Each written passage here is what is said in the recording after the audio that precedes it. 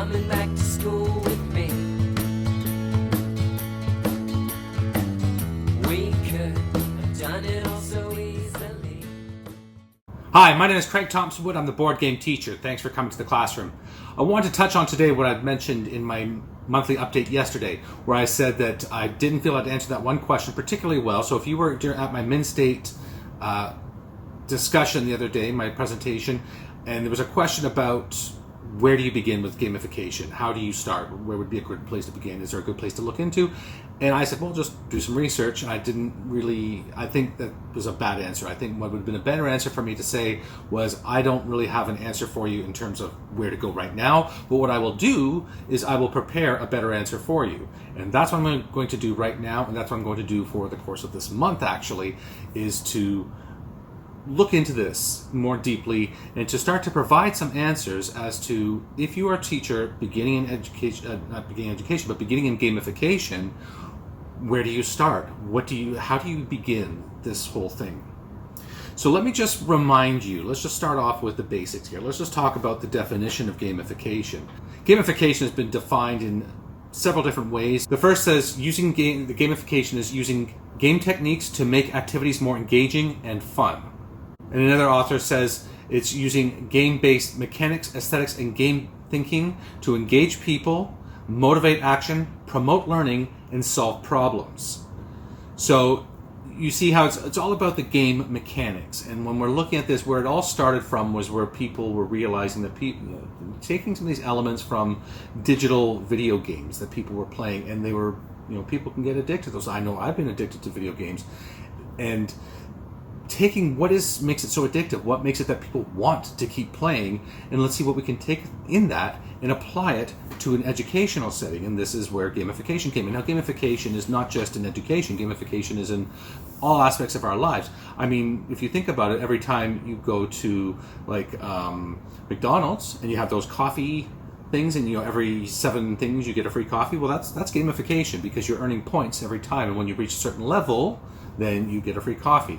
So there's gamification in all aspects of our lives, and it's used to motivate even people in business world and stuff like that. So it's all out there. But we are going to focus in on the educational aspects today. So what are some elements of gamification then? What are some things that we can expect to see in a classroom with gamification? Well, I mean, every classroom is going to be different. I mean, there's all kinds of different ways you could gamify your classroom. Let's just talk about some of the ways that I have discovered through my own experiences and through my research into the topic. Things you will see in gamification is the use of points.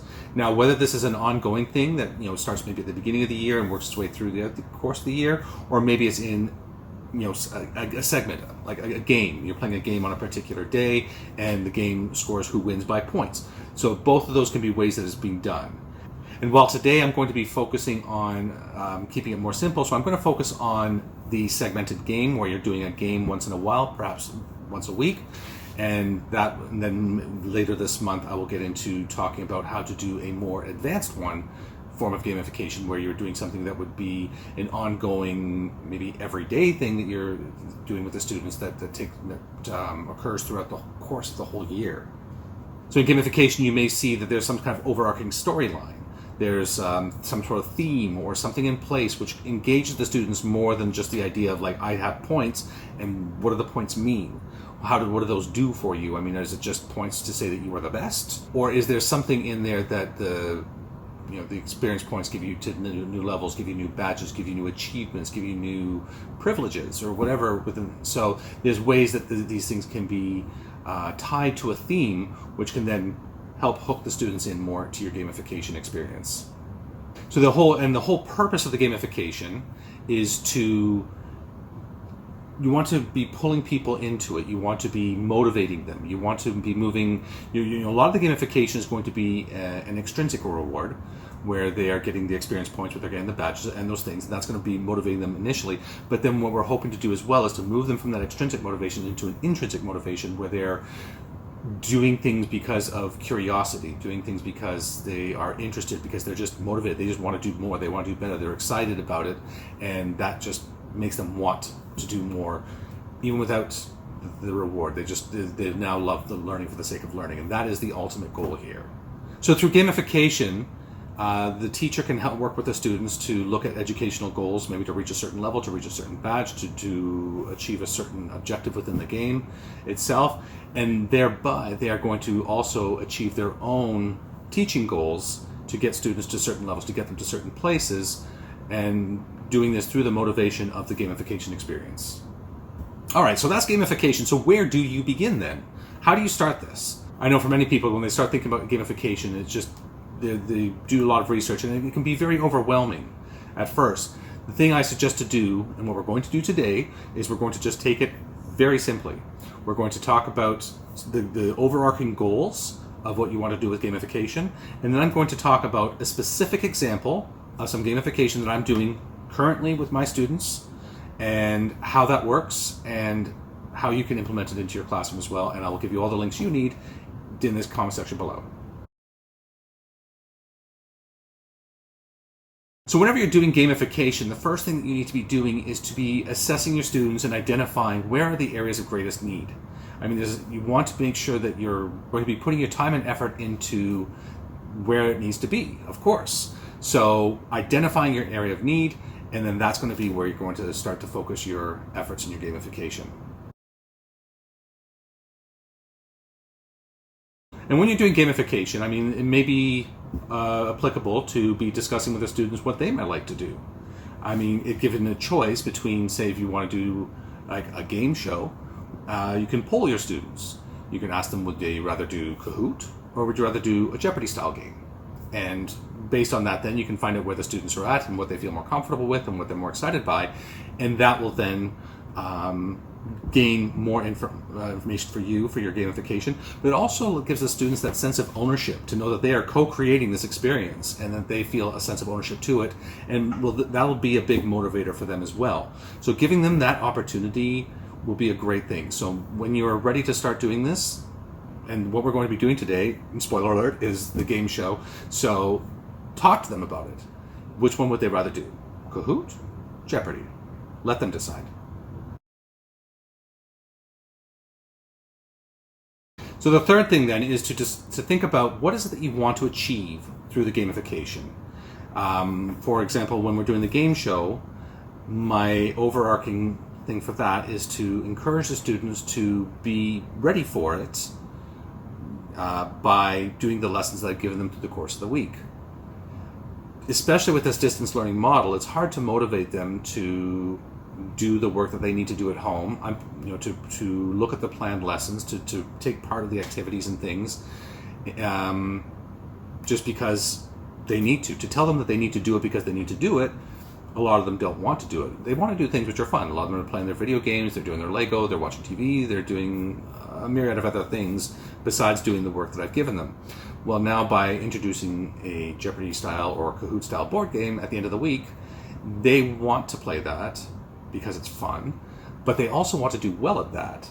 So I know now that by having this game at the end of the week, that the students are going to be motivated now to prepare for that game during the course of the week, so that way now I'm achieving my goal of encouraging them to learn their lessons by offering this opportunity of a game at the end of the week. So the fourth step is to plan the game that you're going to be assigning with that goal. And as I've already said, in this case, I've planned for either Kahoot or Jeopardy, and I will talk to the students and see. Last week we did Jeopardy, and I'll ask them, do you want to do Jeopardy again, or would you like to do Kahoot this time? And so then, depending on their answers, I can modify whichever game I need to for this coming Friday. So the final thing I'd like to say about this then is the one thing I think is really, really important, and it's very easy to overlook, is being consistent.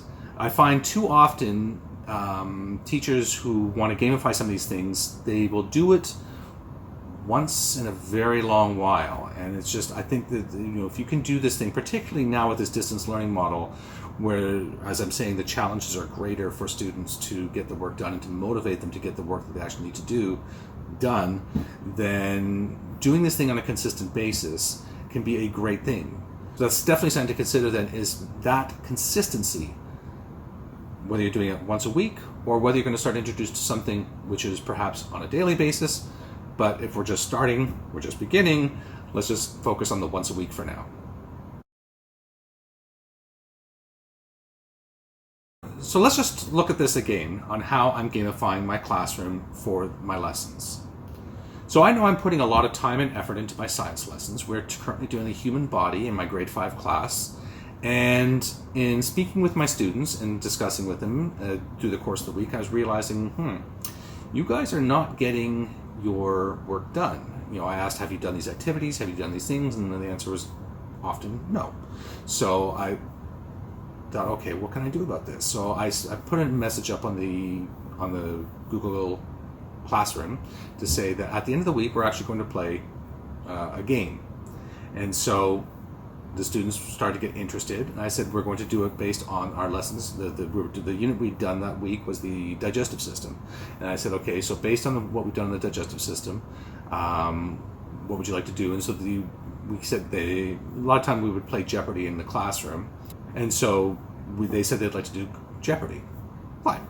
So I prepared up a Jeopardy board, and I got ready for Jeopardy that week.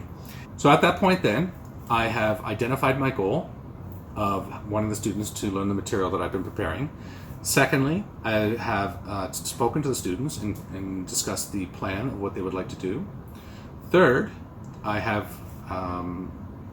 figured out what my goal was I wanted to achieve.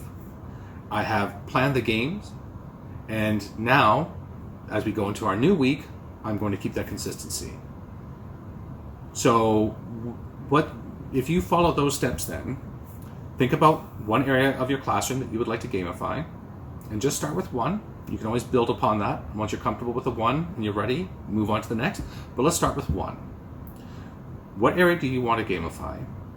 Talk to the students about what their interests are and how you might get some ideas around gamifying that. Think about what you hope to achieve through the gamification. Plan the game, whether it's a game or you're going to introduce game elements, points, or badges into that experience. And then make a plan to have that as a consistent thing that you are doing from now on. Gamification, to me, is like a marriage. Once you start it, you really need to keep it going.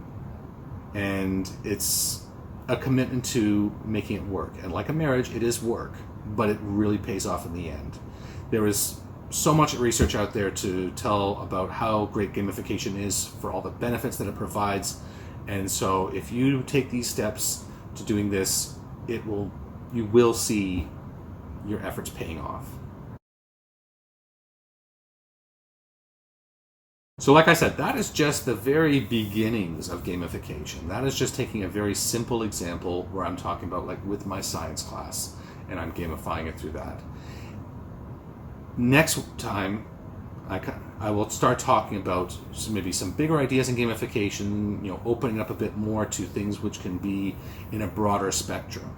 And we can look at gamifying things like in a classroom setting for behavior and such. And we can look at just gamifying other areas as well, including classroom management, behaviors, all kinds of things. So we'll take that next time. For now, take the ideas I've given you, gamify one subject in your class, and let's start applying that. Well, that's going to wrap it up for today's episode. If you have any questions about this beginning level of gamification, or if you have any other thoughts you might like to add to this, any ideas that you are doing in your classroom for gamification, please leave me that message in the comment section below. And if you have any other suggestions for games you might like to see me discussing on this channel or other topics of discussion, again, leave me a message in the comment section below. Until next time, I'm Craig Thompson with The Board Game Teacher saying thanks for coming to the classroom. Are you coming back to school?